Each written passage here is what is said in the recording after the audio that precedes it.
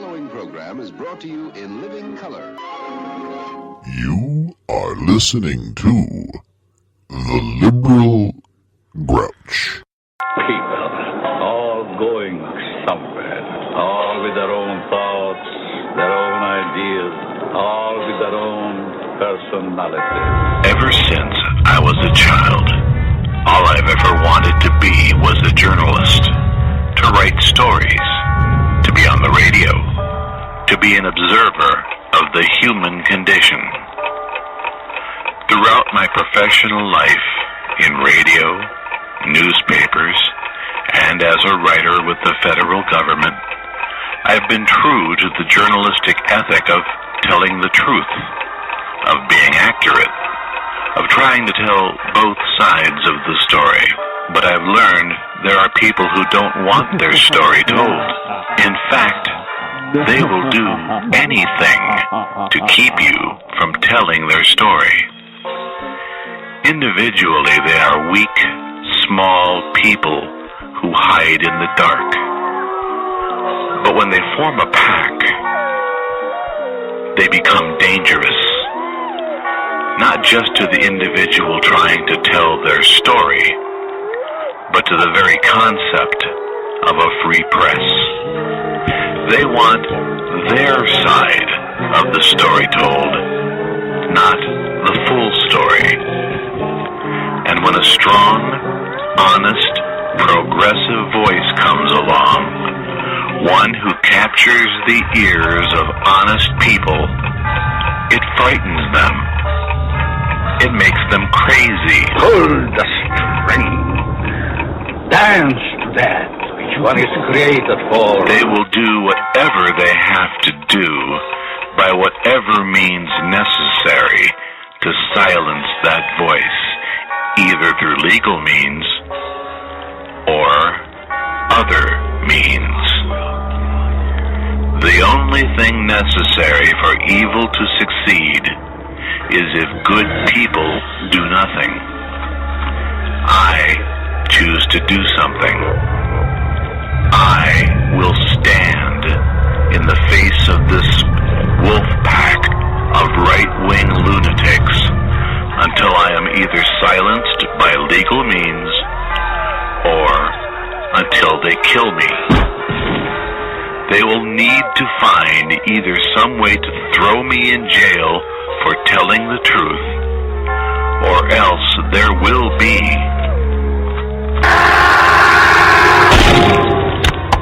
blood on the microphone. And hello once again, Bill Schmalfelt, the Liberal Grouch here. And for honest and true, I'm going to try to keep this a little bit more balanced than the last one sounded, with microphone levels and that sort of thing. It is Wednesday, May 6th, 2015, and it's 2 days before I have to go to Westminster again to entertain W.J.J. Hogue III for what I believe will be the final time, until he meets me at the Howard County Courthouse to answer my charges.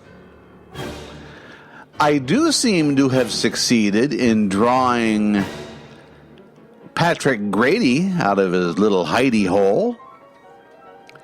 He managed to publish a blog post today that he did not password protect for once. See, that's the effect I've been having on him. He's been password protecting his last several blog posts, but not today. Is there anything in the world more pathetic than a guy cheering the fact that a federal court has recognized for good and all that he is poor as fucking dirt? What better epitaph for a life filled with, quote, accomplishments? A fellow like that should celebrate by taking his beloved out for a nice dinner. Oh, wait, never mind. This is the same guy, and I'll get into that more later, who took a shot at Roger Ebert. Remember him? The Chicago Sun-Times film critic who lost his battle with cancer, I believe, a year or so ago. he had to have his jawbone removed. And Patrick Grady, of course, was very, very sympathetic of that. But we'll get to that later. What sort of comments does he have on this? I'm sure they're wonderful. Her jaw would drop with just the invite, Howard Earl says. Perry Mason says, oh, this is just all nonsense. This is fourth grade teasing is all this is. Oh, now I'm being called white trash. Okay, AJ wants to know, IFP, what does that stand for? Idiotic failed polemicist? Incontinent fear of police? Incredibly fat plaintiff? Oh, it's so funny. So, when Aaron Walker attempted the same maneuver to avoid having to pay for a lawsuit in Virginia 2 years ago, that was okay. Nobody made fun of him for that. It was all wonderful and good because Aaron Walker is good and wonderful and yeah, I'm going to tell you about Aaron Walker today. As a matter of fact, a good portion of the program today will be devoted to my friend Aaron Walker. But first, we must acknowledge that it's obvious from his writings today that Patrick Grady is as convinced as I am of the truth of this sentiment. I gotcha! You thought he wouldn't do it now, didn't you? You thought that he'd deny it now, didn't you? Now give me what you gotta give. Give it here. Come on!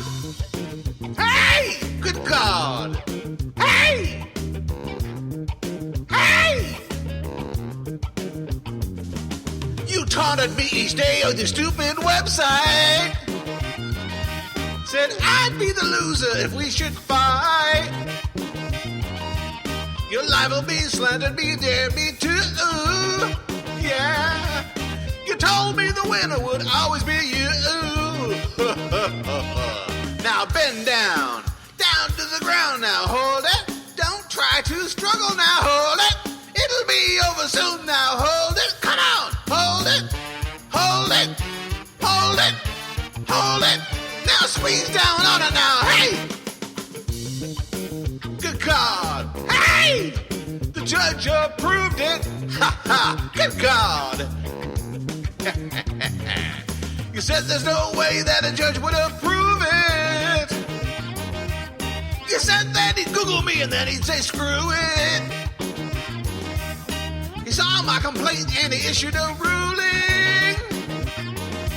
I can sue you for free, and I ain't fooling. Now give it here. You never should have libeled on me. Give it here. Wipe your eyes now. Give it here. Quit your whining now. Give it here. Come on. Give it here. Give it here. Give it here. Give it here. Give it to me. Good God. Hey, I gotcha. Marshal gonna serve it to you. Gotcha. And you gotta take it too. Gotcha. Give it on here. I gotcha. You thought you'd get away with it, didn't you? Gotcha. I gotcha. Give it on up. I gotcha. Give it on here. I gotcha. You thought you could get away, didn't you? Ha. Gotcha. Oh, I gotcha. Yeah, we'll see you in court. You stupid son of a bitch.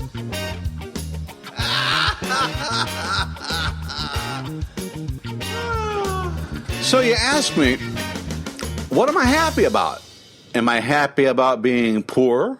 No, of course not. Nobody's happy about that. I'm happy that the law isn't just for those who can afford it. I'm happy that the same judge who turned me down last time decided that I had reason to file in forma pauperis. I'm happy that means that this means the case will go forward.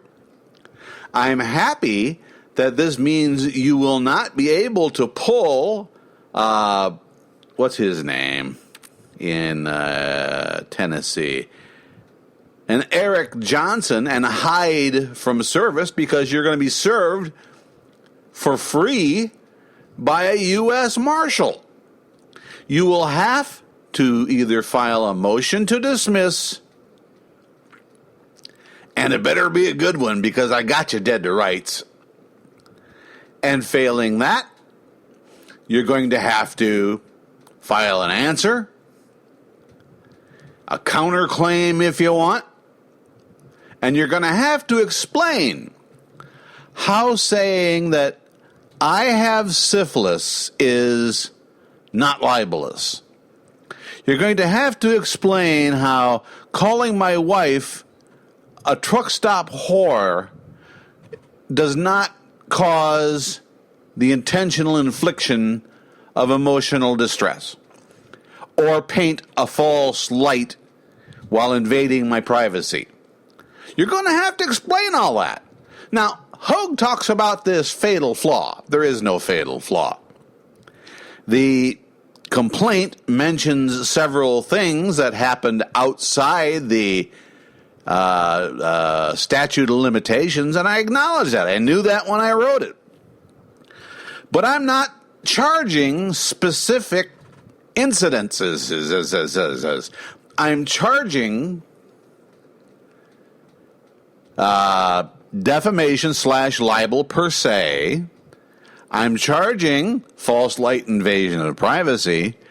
I'm charging intentional infliction of emotional distress.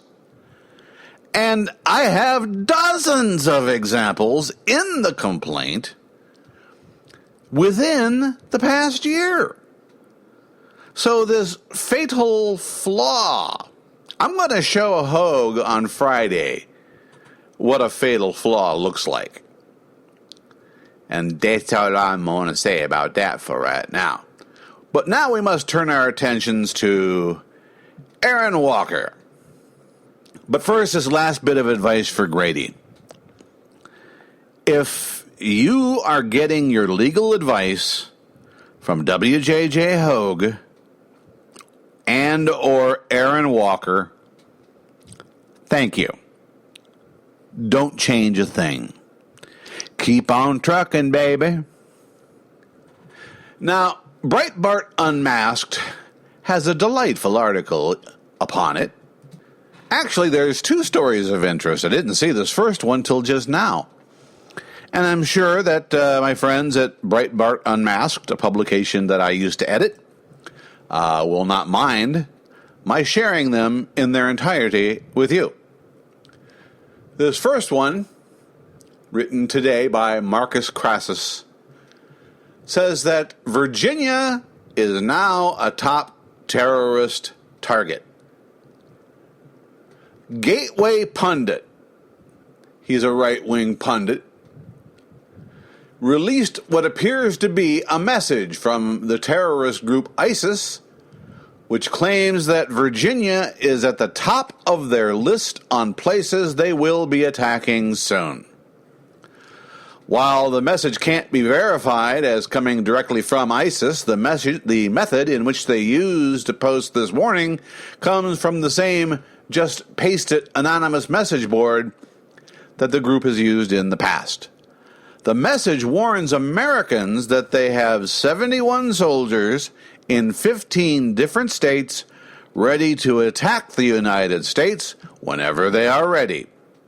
Named as targets were the states of Virginia, Maryland, Illinois, California, and Michigan, of which Virginia is mentioned first on the list. Breitbart Unmasked has discussed at length one individual who is from Manassas, Virginia, who posts under the Twitter handle of Aaron Worthing, who in reality is Manassas attorney-at-law Aaron Walker, who has spent the last 5 years trying to get Islamic extremists to issue a fatwa against him, or engage in running gun battles with him. This is the same guy who sends his wife, that is, out to check his car before he'll drive it. She has to look underneath the car with mirrors and all that. I'm not kidding. And it was a conservative who wrote about that in her posts, in her column.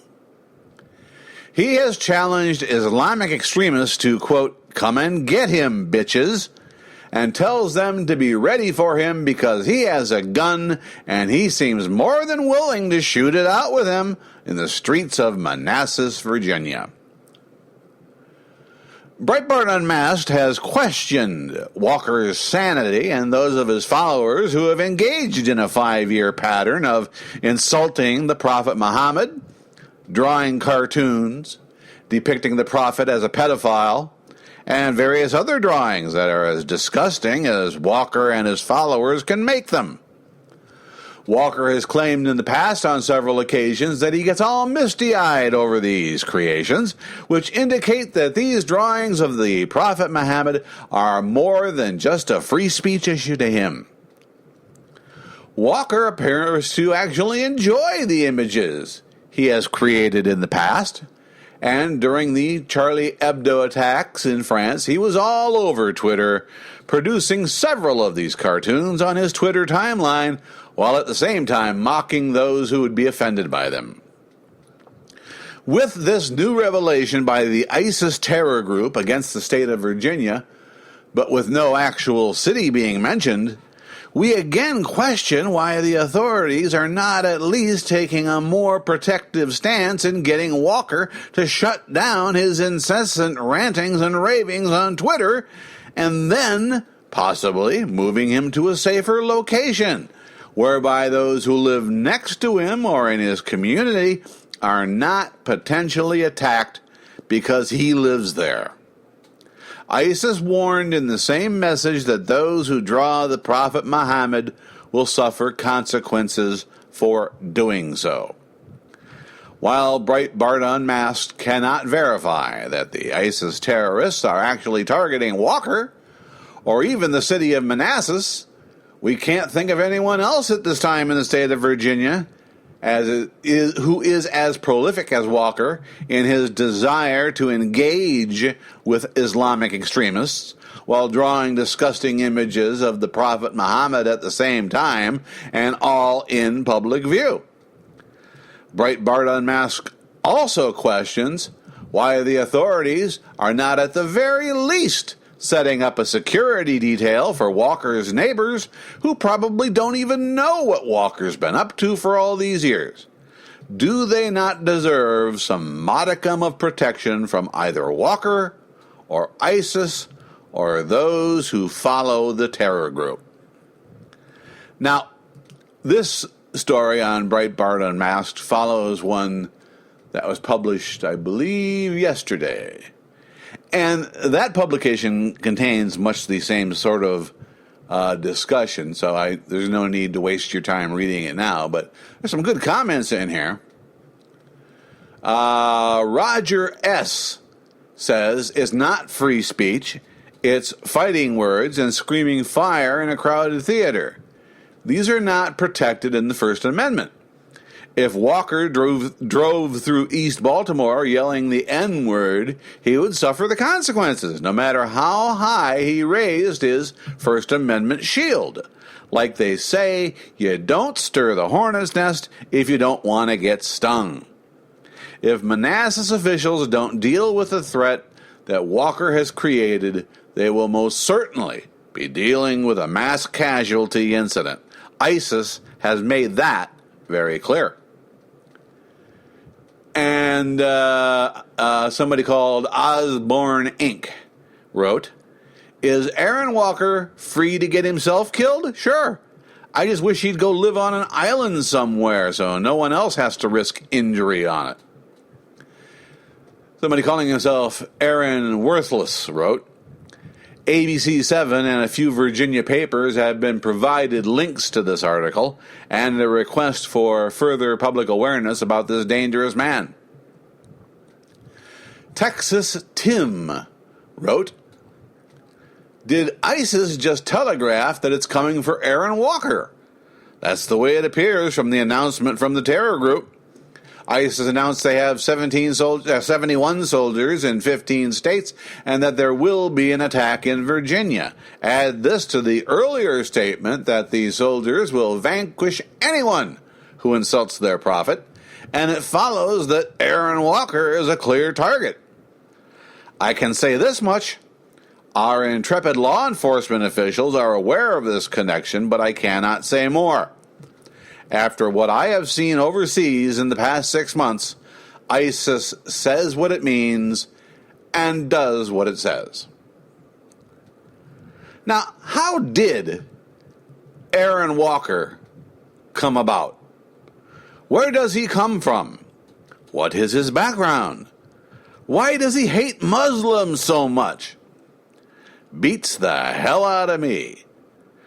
But we did send our ace investigative journalistic team in to look into the life of Aaron Worthing. The Aaron Worthing Story.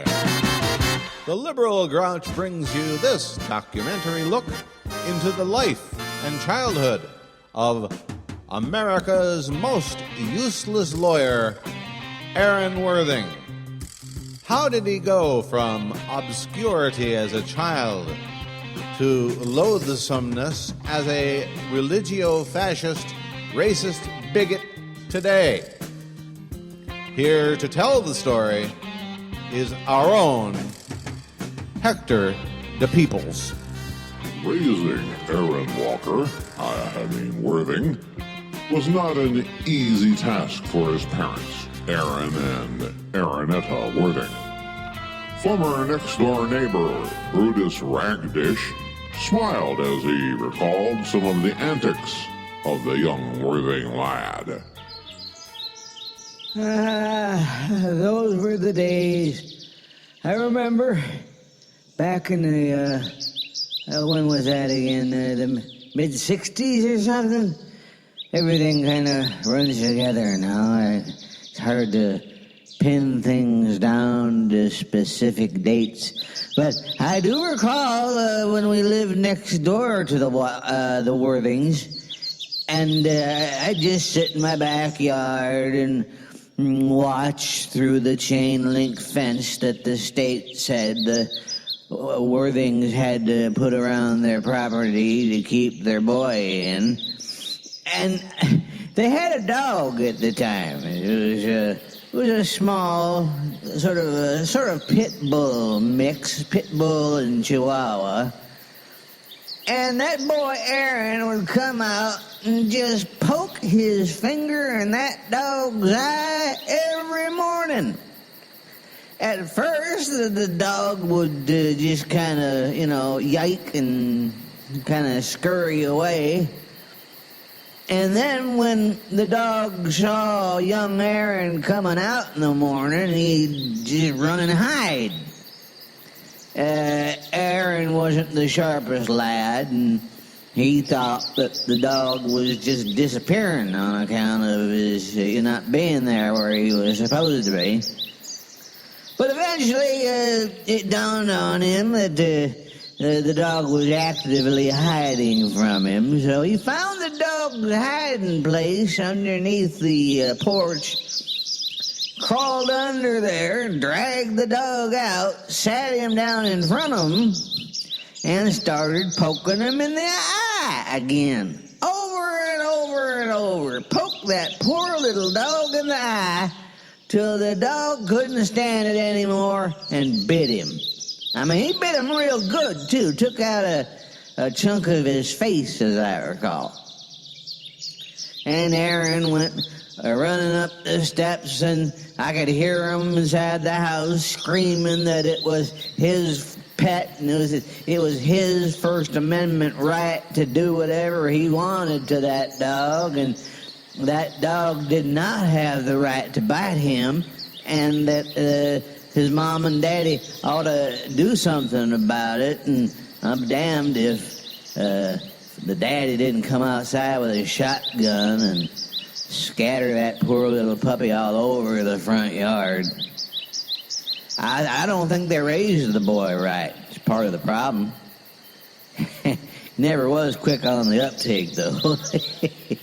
Oh, the times I could get him to come over to the chain link fence and ask him if he'd ever seen a worm crawl through a chain link fence, and he'd get his face real close, and I'd lower my zipper, and he never caught on. Okay, when are we going to start recording?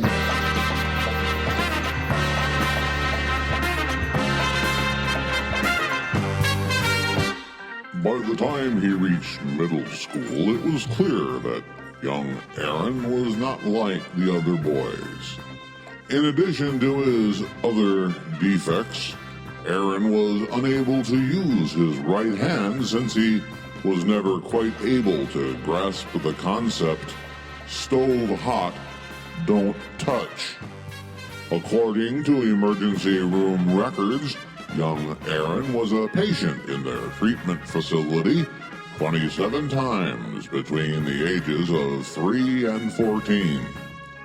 Dr. Anderson Sykes was a young ER resident at the time. Well, you know, the first time it happens, you think it's probably just an accident. But then when it starts happening over and over again, you start to suspect child abuse. I think it was like the 6th time they brought in young Aaron within the span of 3 months that we finally had the child welfare people investigate the living conditions at the Worthing residence. Swear to God, they had the social worker sitting in with the family the whole day, and the Worthing parents stood by the whole time.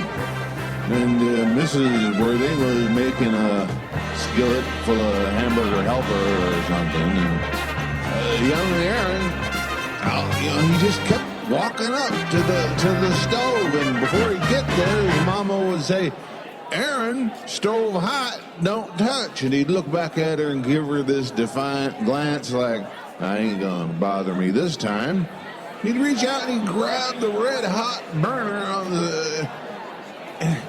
We thought about taking the boy out of the home then, but the parents were not at fault per se, but they did suggest, the social workers, I should say, did suggest that they come up with some way to keep Aaron out of the kitchen, which I guess they finally did by shipping him off to the state home for dull boys.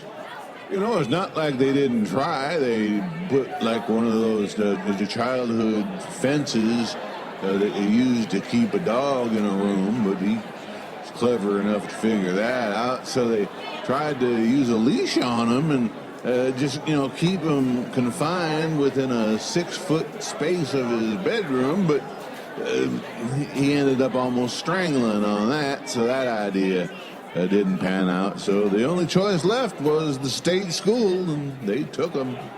As things turned out, I don't know if that was a good thing or a bad thing. He's still alive anyway. If such a life can indeed be referred to as living.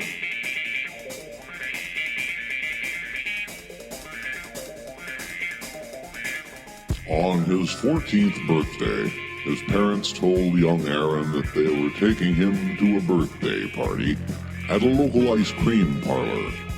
But there would be no ice cream for young Aaron that night, as the trip would not be the short drive to an ice cream parlor, but the long drive to the Manassas School for Dull Boys, now known as the Manassas School for Boys with nowhere to go but up. It took a while, but we were finally able to locate one of Aaron's classmates, a lumpy, middle-aged man nicknamed Target, who was employed as a mop boy in a New York City adult bookstore. He spoke to us. Yeah. The thing I remember most about what was his name? Aaron? Yeah. The thing I remember most about him was his nickname. Yeah, the other guys, they give you nicknames if you're not big enough or strong enough to not have a nickname. You got assigned a nickname, and that was your name. That's how even the teachers should call you that. Mine was Target because the other boys would use me to calibrate their their urine streams, and they just called Aaron Toilet. I don't think I need to really go into specifics why, but that's what they called him. It was the toilet. I must say I was a step higher on the social chart than Toilet was, and I look back at it now with a little bit of shame because it took him forever to learn something, and that's why it was necessary, I guess. The teachers didn't have nothing to do with him, and it was necessary for the other students to enforce the standard pecking order, or pecker order, as they used to call it, to enforce that order to show Aaron that, or Toilet, where his place was in the line of things. And every time I think of him, I think of him being used as a toilet. It still makes me chuckle every time. By the way, why are we calling him Worthing? His real name is what? The production company was forced to buy new shoes for the camera crew after their visit to that adult bookstore. The Worthing family learned to their horror that shortly before his 18th birthday, young Aaron managed to chew his way through his leather restraints and escape into the Manassas night. He apparently tried to find his own way home, and it was only after receiving a phone call from a gas station owner that they learned that young Aaron had found his way to the town's center, claiming he was a fireman, a spaceman, and a cowboy. Howard Clower was the station attendant that night. Back then, we had one of them grocery stores across the street from the gas station, and it had them little mechanical rides for the kids on them. And you drop in a quarter and you ride for a little while. One of them was a pony, and one was like a little rocket ship, and another was like a fire truck. And I don't know where he got all the quarters, but this little boy he wasn't a little boy. He seemed like a little boy, but I guess he was a full-grown man. He was going from one of them machines to the other and riding them for as long as they would allow him to ride for the quarter, and then he'd move on to the horse, and then to the fire truck, and then back to the rocket ship, and giggling like a little girl. I never saw a person having so much fun. So the station owner, he crossed the street and asked the young man what he was up to, and he told him he was a spaceman and a cowboy and a fireman. It didn't take much to figure out that he had escaped from the school of the dull, for dull boys. So we called the school, but the administration said that since he was 18 and technically an adult, there weren't nothing to do about it, and he was free to go anytime he wanted to. So we just learned his real name and called his parents and let him sleep in the garage until about a week later when his mom and papa showed up for him. But this was the beginning of bigger and better things for young Aaron.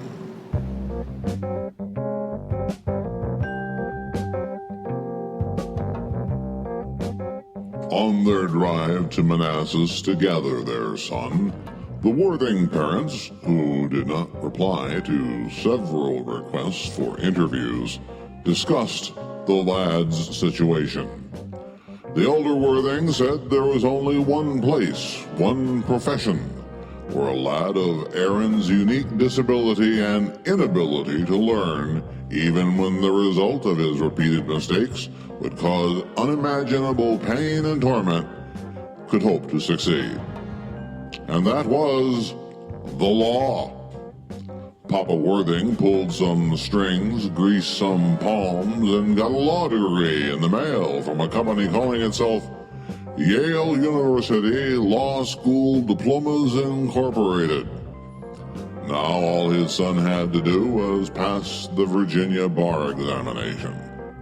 But when Aaron walked into the exam room, all hell broke loose, as we hear from exam proctor, Dr. Harold Lint. Do I remember? How do you forget something like that? I tried to forget it, but I can't forget it. We had this classroom filled with 20 or 30 young law school graduates who all they needed to do was pass the bar exam, and this young, what are you calling him for the, you're calling him Worthing, fine, whatever. He walks into the examination room, and he sees all these other students, and right away, he urinates in his pants. Standing there, dripping like a tree after a rainstorm, he starts screaming the word toilet, toilet, toilet, over and over again, and he dove through the nearest window, and we never saw him again. And frankly, I'm glad about that. That doesn't bother me at all. How is he doing, by the way? And therein lies the rest of this tale.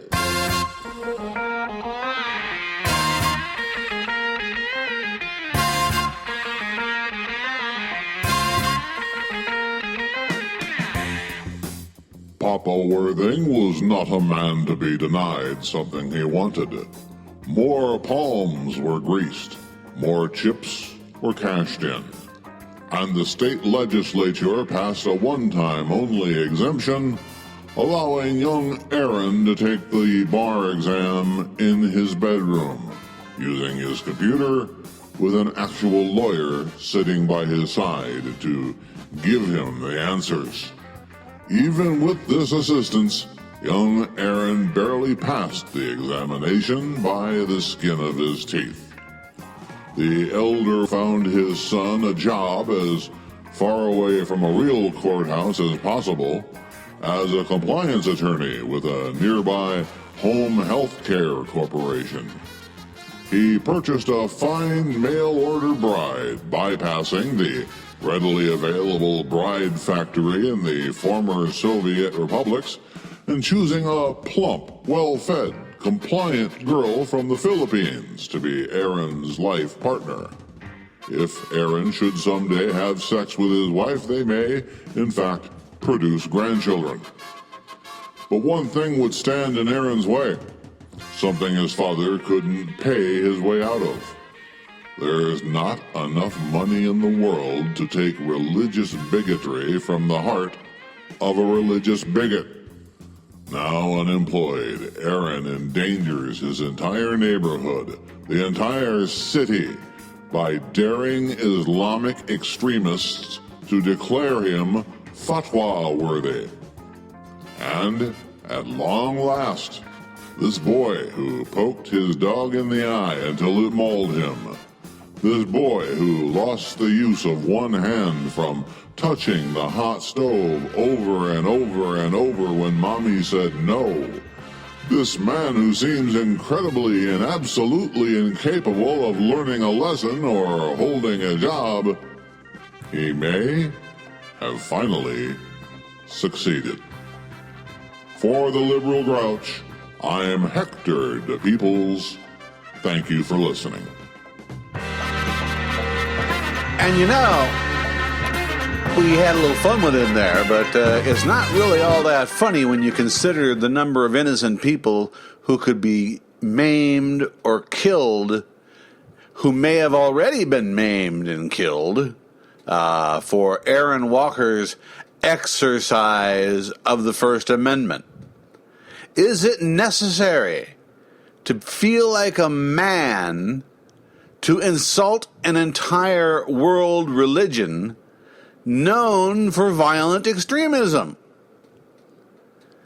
There is an element in Islam that is violent. There's an element in Christianity that is violent. And if Walker insists on stirring up this particular hornet's nest, the law enforcement establishments in Virginia and in Manassas need to protect his neighbors and anyone around him from the results of his irresponsible actions. One is wrong because he does right. One is right because he does wrong. Which of those are you? This is the liberal Grouch.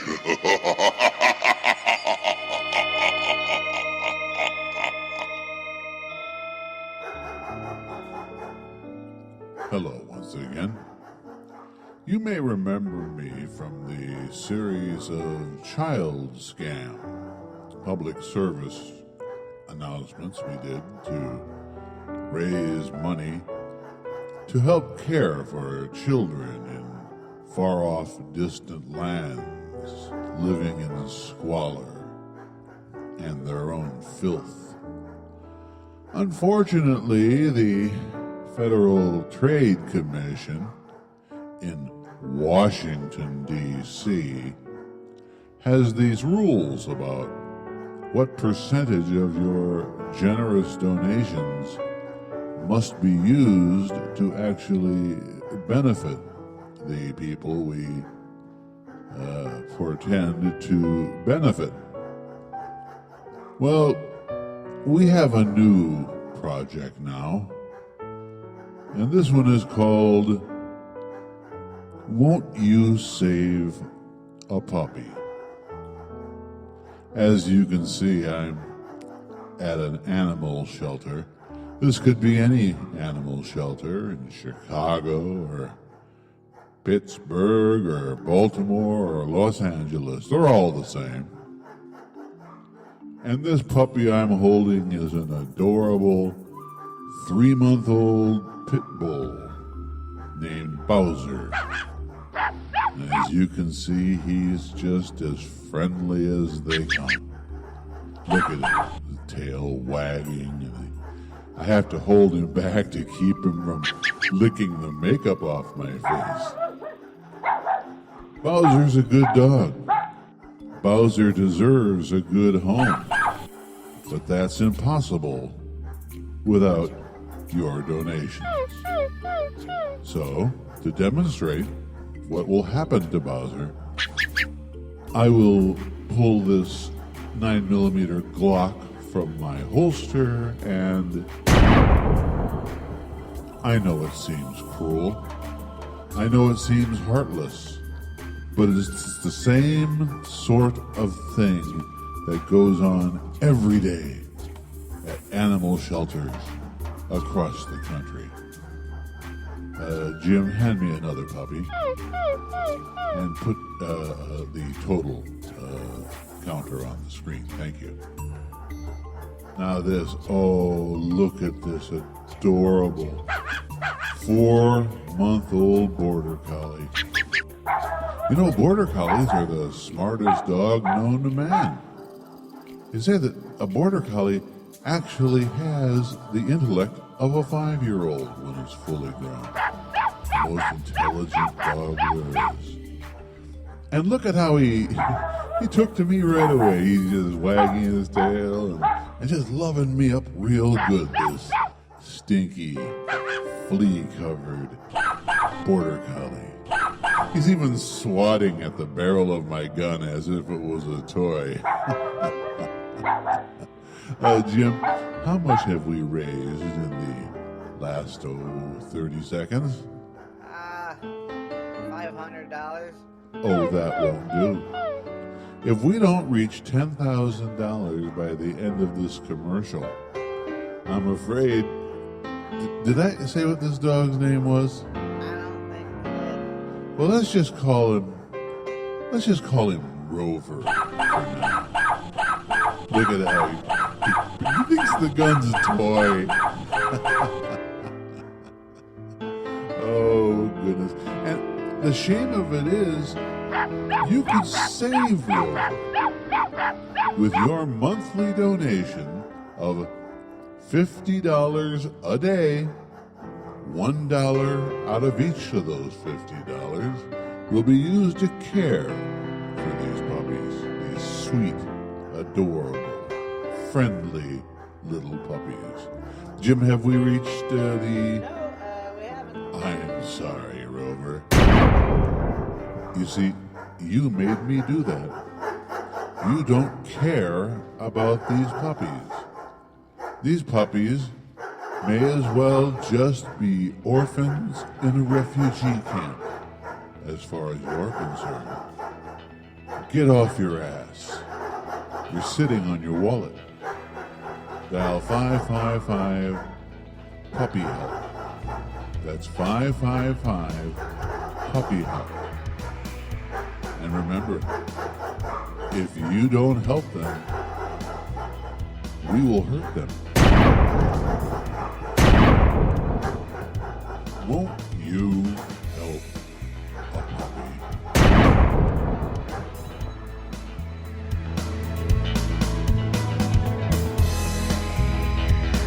You are listening to The Liberal Grouch.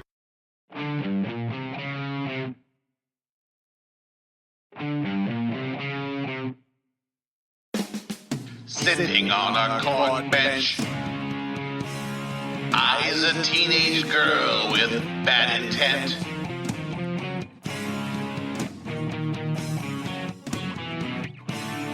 Poop is caked into his beard. Stubby fingers scratch his scabby head. Hey, hoggy man, dying from his bad heart. Skin made gray from hate and lack of sun. Hey, hoggy man knows that he's a dead duck, spitting out clots from his rotting lungs. Oh, hoggy man, so freaking old. A sick man wastes his last days, spending time the only way he knows. Chest hurting bad as he staggers to the courthouse. He wants to try once more his foe to beat.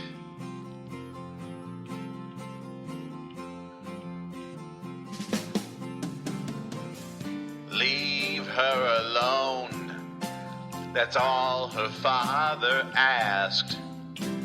Forget that we exist and just let us be.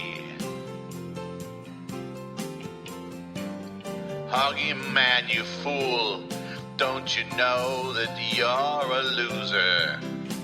You foolish dote, the truth won't set you free.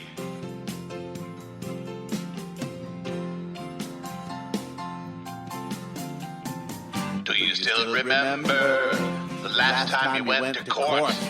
When you thought that just your lying word would your opponent thwart? And you sit in startled silence when justice reared its head, and the judge said he's not guilty in the least. So freaking old, a sick man wastes his last days, spending time the only way he knows. Chest hurting bad as he staggers to the courthouse. He wants to try once more his foe to beat. Oh, leave her alone, that's all her father asked. Forget that we exist and let us be. Oh, you man, you fool! Don't you know that you're a loser? You foolish dolt, the truth won't set you free. Oh, yeah!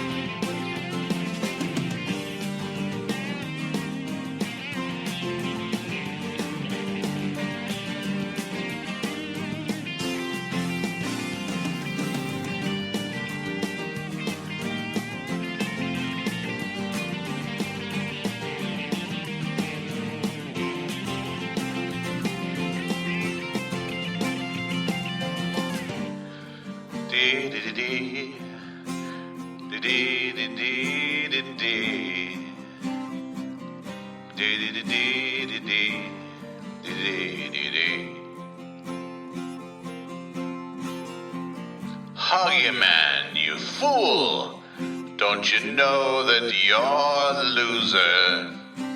You foolish dolt, the truth won't set you free. No, it won't.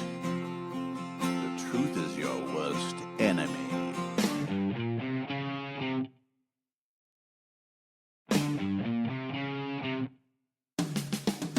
Sitting on a court bench, eyes a teenage girl with bad intent.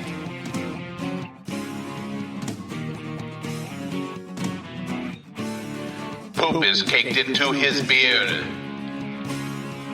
Stubby fingers scratch his scabby head. A hoggy man died from his bad heart. Skin made gray from hate and lack of sun. A hoggy man knows that he's a dead duck, spitting out clots from his rotting lungs. Ooh, hoggy man.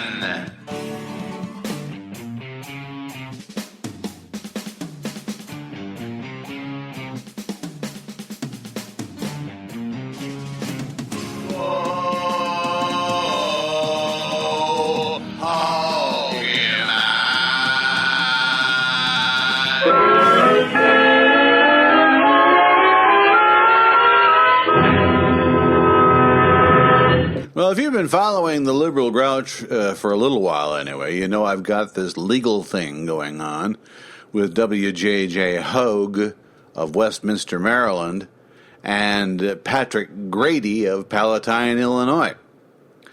In 48 hours, I suppose we'll be wrapping up the peace order hearing. Actually, I believe it'll be a shorter hearing than usual because I've got a poison pill that's going to just put an end to this whole thing once and for all, I do believe. And no, it's not something I'm going to drop into Hoagie's Sody Pop or anything. It's the law. And yes, even in Carroll County, they must follow the law of the state of Maryland. Now, this thing with Grady, tad more complicated, and I think the events of yesterday have resulted in what could be a turning point in this war of attrition. This war has been going on, and here you'll learn a little bit more about what all this has to do with everything. This war has been going on since I had the temerity to stick my nose into the long-running skirmish between Brett Kimberlin and the forces loyal to Andrew Breitbart. I think if Breitbart hadn't died in 2013, this war would have ended long ago, as Breitbart would have tired of it and moved on to some other target, taking his troops with him.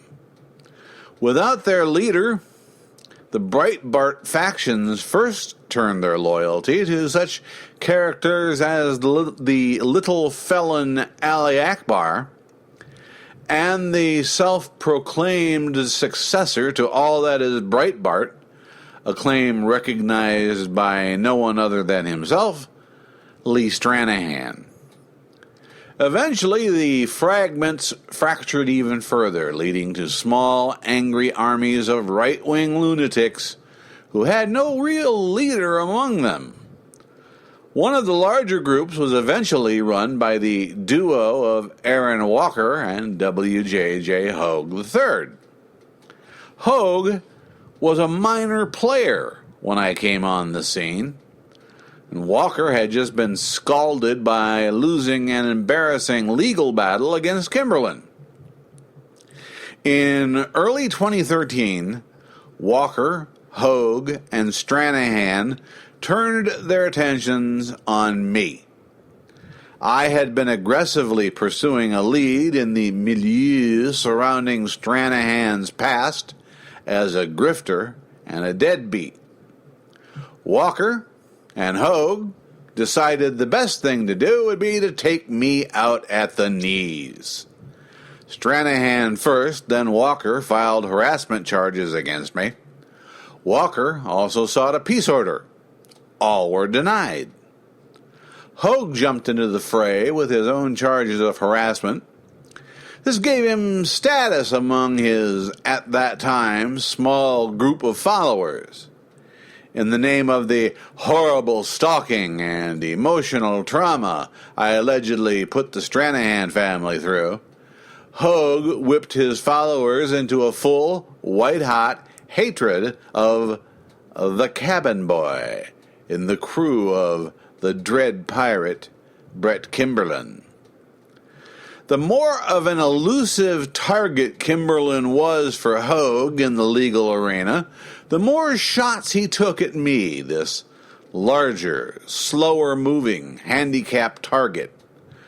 Bolstered by a peace order awarded by a circuit court judge who didn't know what the Twitter was, Hogue's constant harassment of this writer turned into a cause célèbre for his growing readership.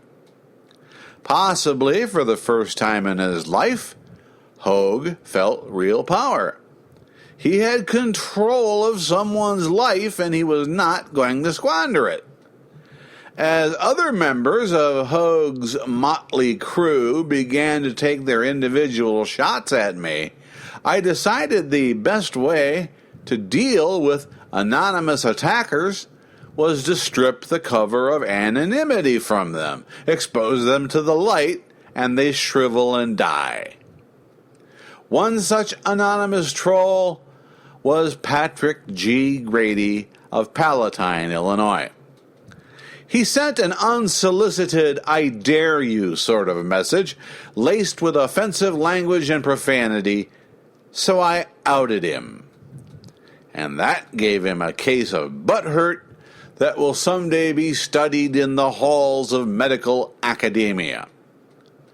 Patrick Grady has used other secret identities to harass others, far more famous than I, as at PGGFPU and as at Cisco Danconia. He did Twitter battle with such luminaries as Keith Olbermann and Roger Ebert.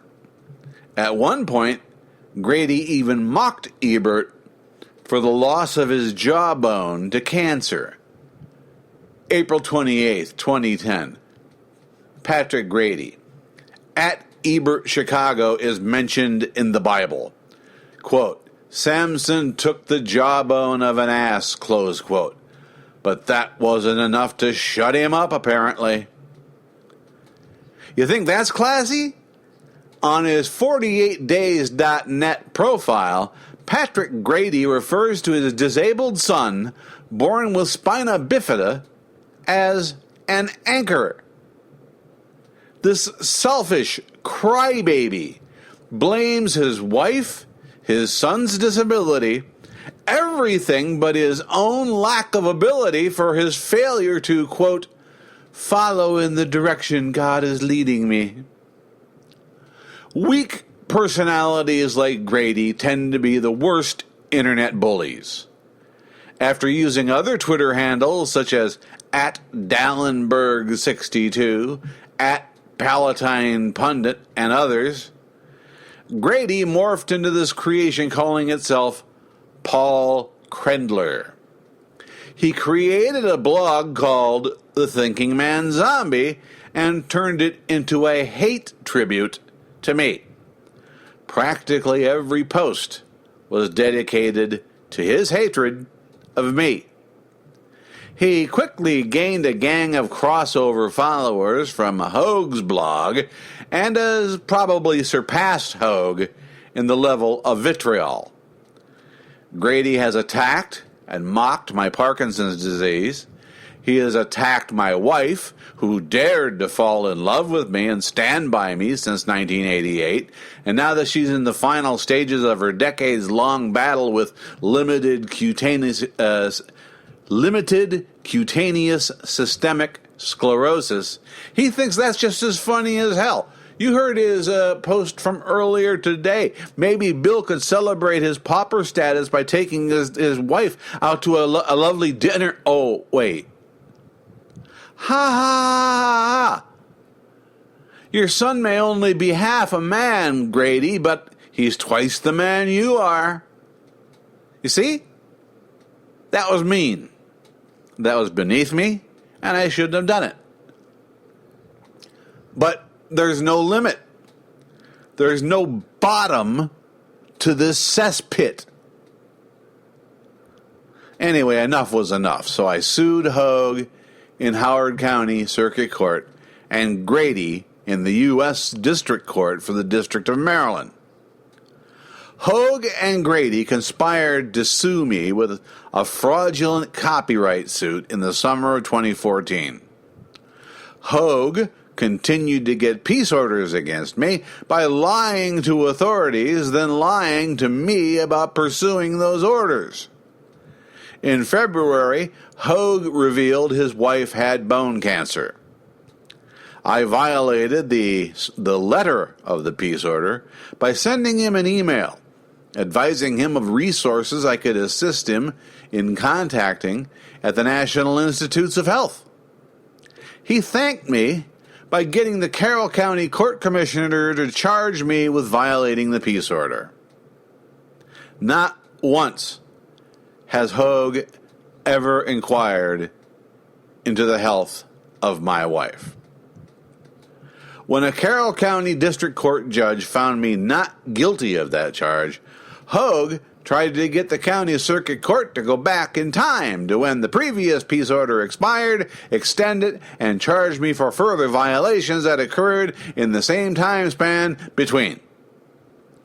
It was denied. On Friday, I face Hoag again in the Carroll County District Court as he attempts to get his third peace order against me.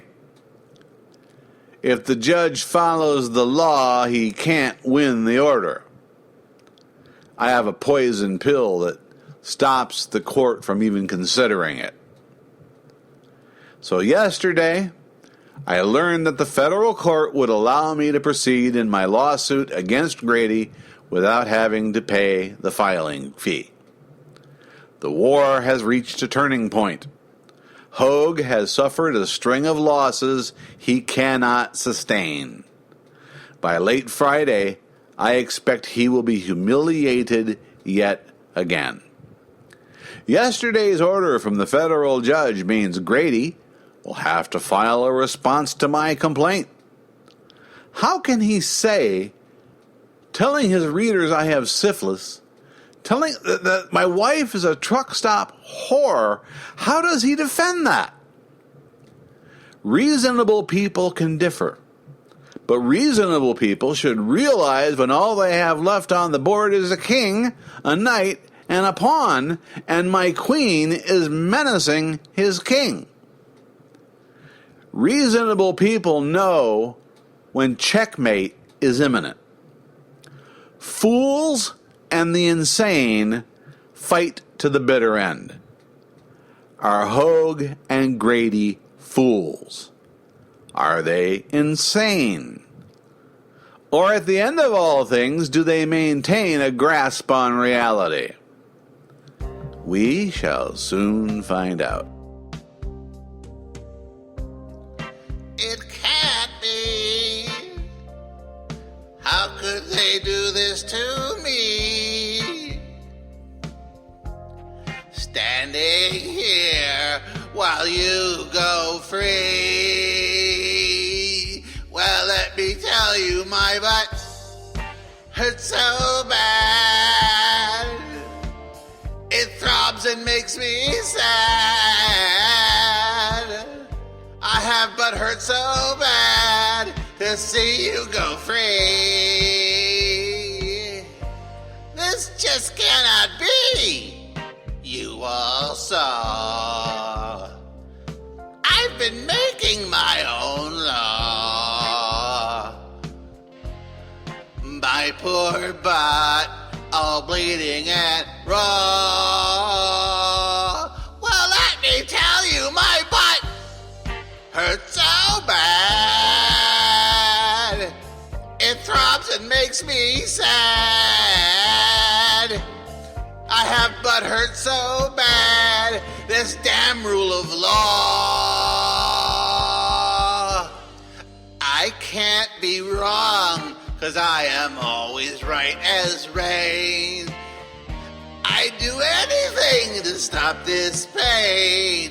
He beat me before, he beat me again. This is not what I have foreseen. Don't you know, don't you know?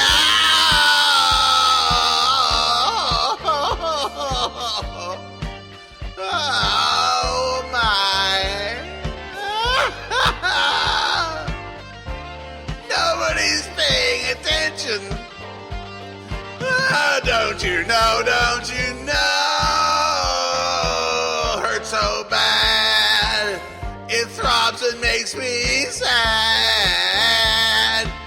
I got but hurt so bad to see you go free. Oh, ow! Oh, it's bleeding again. Come back so I can charge you with something. It hurts so bad to see you go free. Oh, oh, oh, oh, ow, ow! Ow! Ow! Oh, I don't think I'll ever be the same after this. I wonder sometimes why I even try. You are listening to The Liberal Grouch.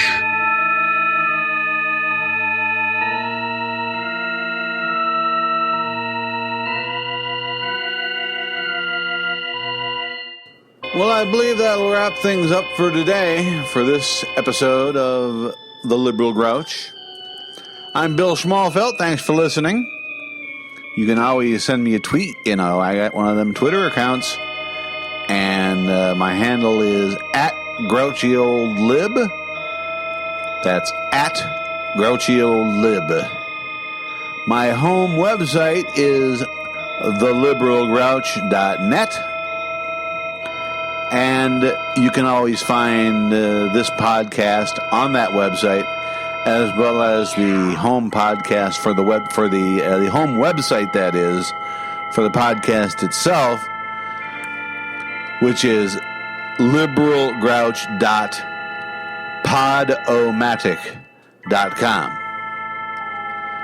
We'll do one more of these tomorrow, and then we'll probably just have to skip it on Friday as I have to travel to Westminster to entertain the unentertainable WJJ Hogue. But don't worry, everything's gonna work out just fine.